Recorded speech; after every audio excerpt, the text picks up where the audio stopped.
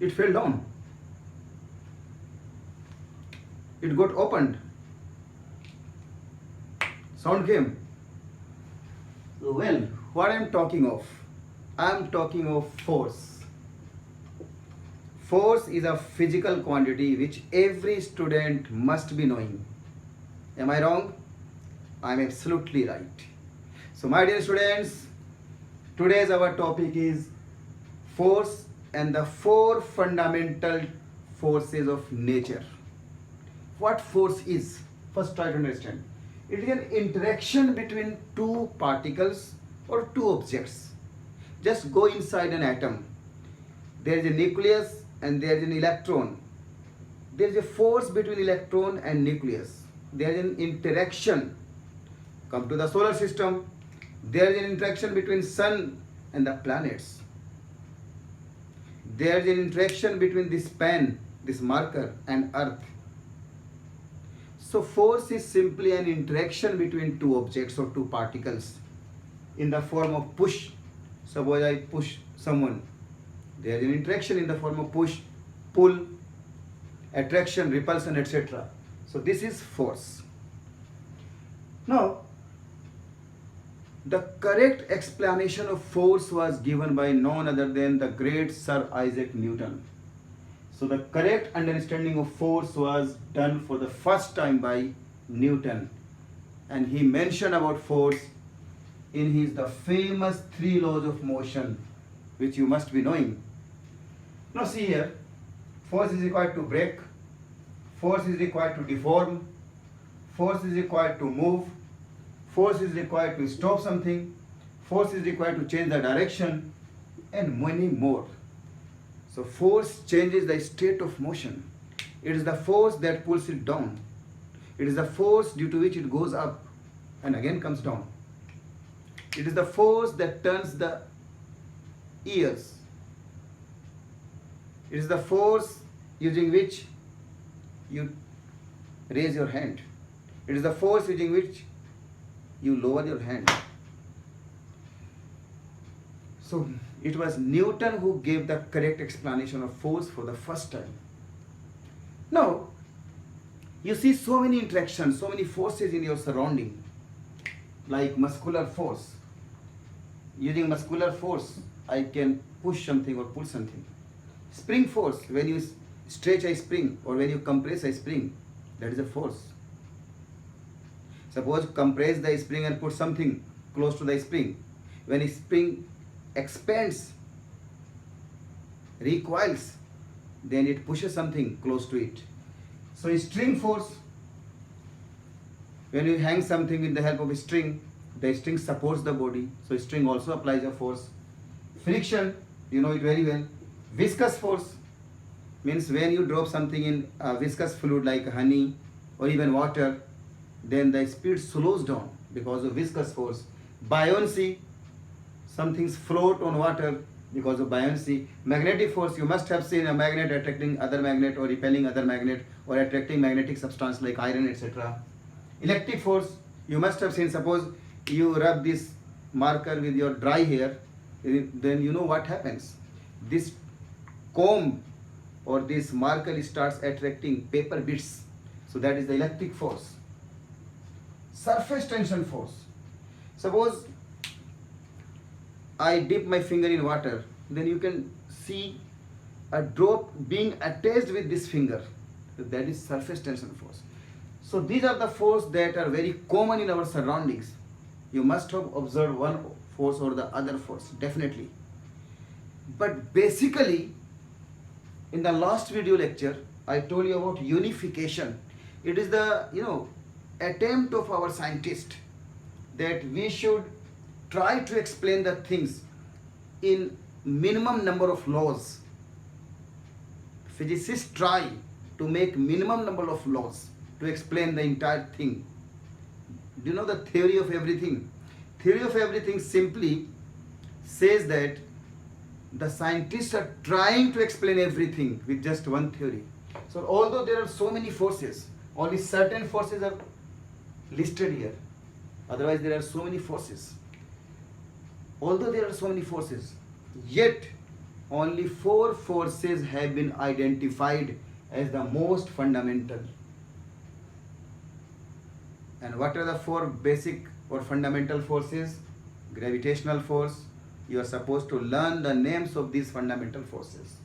Electromagnetic force, strong nuclear force, and weak nuclear force. These are the four fundamental forces. So all these forces can be classified into only four parts. But still the attempt is going on that all these forces must be coming out from a single force. So attempt is going on to make a single force which will include all these forces. But till now we have identified the four fundamental forces. Now the first fundamental force is the well known, the much dominant, and it is very easy to feel, very easy to see. Just look at this. And the first fundamental force is gravitational force. So let us talk some important points related to this force.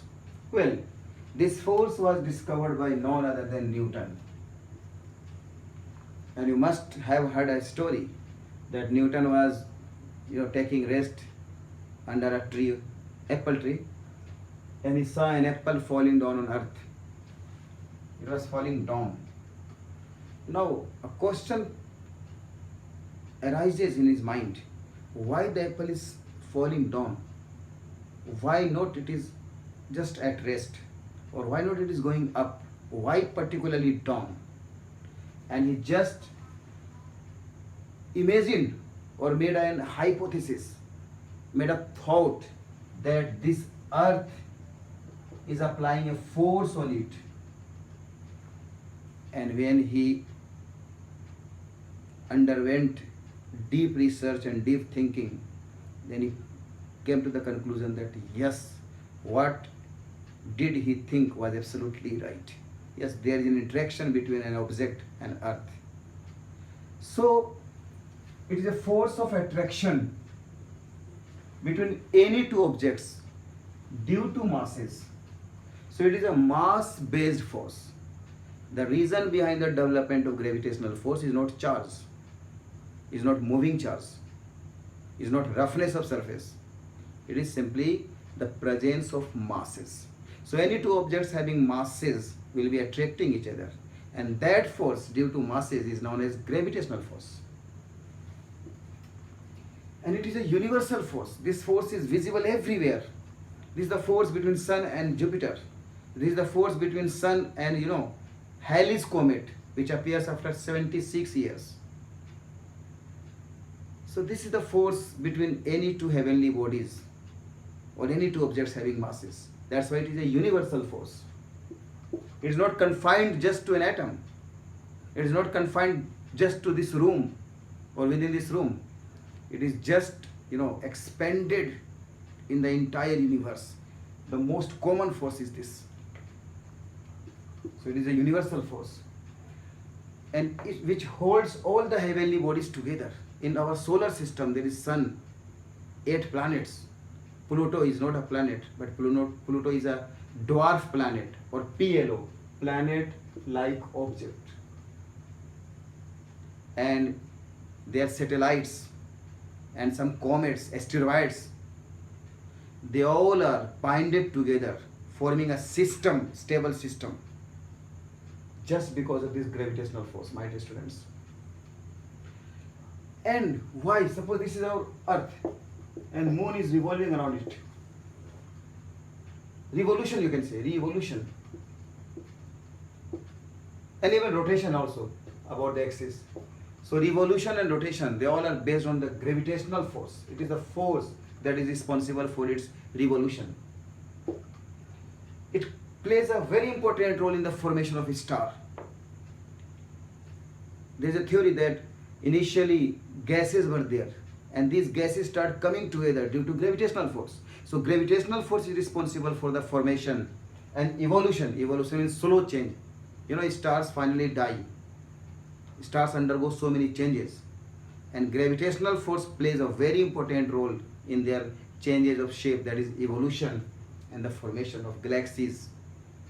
So this is the force that is present dominantly in our universe. It is a long range force. Just imagine Sun and Pluto, they are quite distant away. Unimaginable distance is there between them. Such distance is called cosmic distance. And even though there is a force between Sun and Pluto, not only, just imagine two galaxies. Our own galaxy is Milky Way and the nearby galaxy is Andromeda. These two galaxies are really very, very far away. Still there is a force of attraction between them. This is no any force. This is just the gravitational force. So its range is up to infinity. If someone asks you what is the range of gravitational force, you will say that the range is infinity. And it obeys inverse square law. You must have heard that force of gravitational is the inversely proportional to the square of the distance.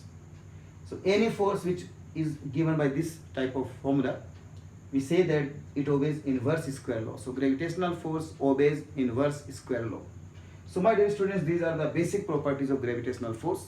And in the chapter, the name of the chapter itself is gravitation, in which we will again discuss about the gravitational force. But unfortunately, Einstein's theory of relativity or Einstein's theory of gravitation doesn't believe in the concepts.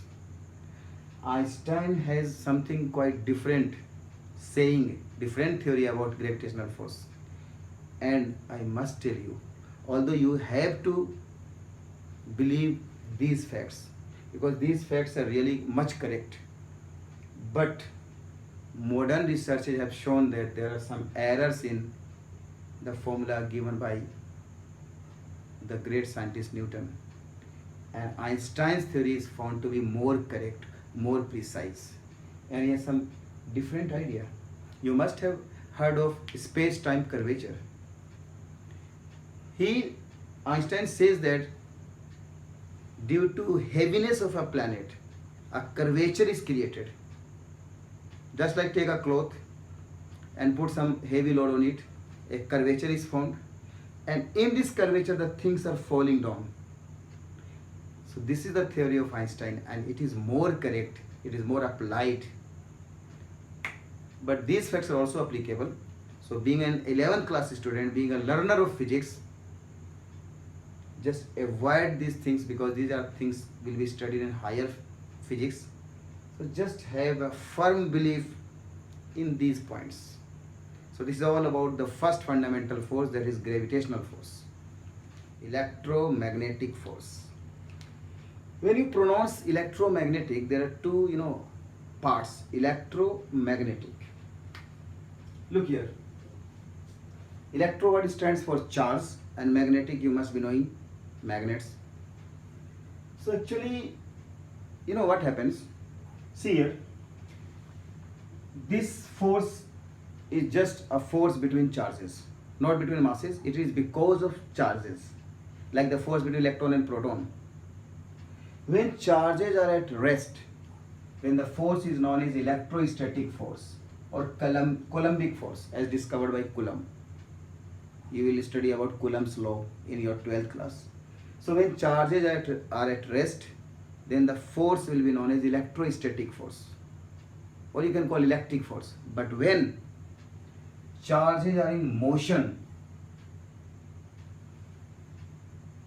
then moving charges create some additional effect that is called magnetic effect, and the force is known as magnetic force. So as long as charges are at rest, the force will be electrostatic, and when the charges happen to be in motion, then there will be additional force that is called magnetic force. And that's why collectively we cannot separate magnetism from electricity. Oersted, first of all, accidentally discovered that a current carrying wire, a wire in which current is there, a current carrying wire creates magnetic field, means it has ability to deflect a compass. So just current carrying wire or moving charge behaves like a magnet. So you cannot separate magnetism from electricity. So there was an origin of new branch, that is called, thanks to Oersted. Oersted was the founder of electromagnetism,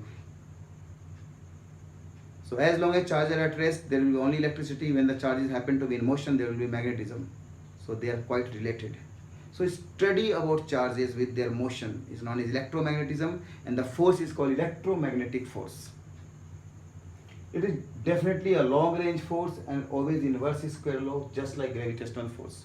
These two, properties are common to both gravitational force and electromagnetic force. But electromagnetic force, suppose consider two protons.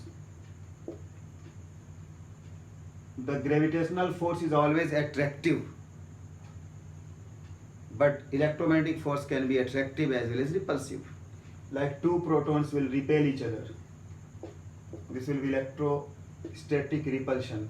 But when one proton is there and one electron is there, there will be attraction. So it can be attractive as well as repulsive. But gravitational force is always attractive. See, it gets just attracted towards Earth. So gravitational force is always attractive, but electromagnetic force can be attractive as well as repulsive. Now see, the most important point, that electromagnetic force between any two particles is much more than the gravitational force. 10 raised to the power 36 times. So gravitational force is the weakest force of nature. Suppose there are two protons kept close to each other, then what force will be considered? Obviously this force will be considered. Gravitational force will be completely neglected, because gravitational force is really very much smaller as compared to electromagnetic force. It plays great role in atoms and molecules. In atoms, how is an atom formed, or why atom is stable? Because of attraction between positively charged nucleus and the negatively charged electrons. So inside an atom and inside a molecule, the electromagnetic force explains the things, not the gravitational force, because their gravitational force will be just negligible. And one thing more, suppose there is a spring. When you pull the spring, or when you push the spring, what happens? The atoms and molecules of the coils come closer and they start repelling each other or attracting each other. So spring force, string force, or just see here, the molecules of my fingers and the molecules of this page or copy. What type of force is this? This is really a force between charges, means electromagnetic force. And one force is acting, that is gravitational force.